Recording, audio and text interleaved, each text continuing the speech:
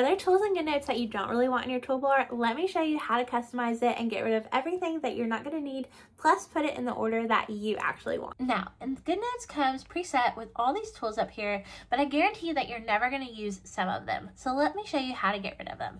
First, you're going to click to these three dots. You're going to go down here to document editing, and you want to go to toolbar customization. Now here is where you can remove some of these tools.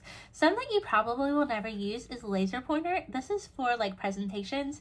So if you're not doing a presentation with your digital planner or with Goodnotes, you can hide this and it's going to go away up here in your toolbar. Another one that I don't really ever use is the sticky note function. I use sticky note stickers that I create as part of my sticker packs instead of these sticker notes. So that's one that I hide as well. And then once I've done that, it's going to remove from the toolbar up here. You can also change the order. So if you wanted your eraser to be first, you can drag that up and now your eraser is going to be first instead of your pen. So this is how you can drag and move these things around. So I'm going to click done. And now I have customized my toolbar and it has only the tools that I want and need.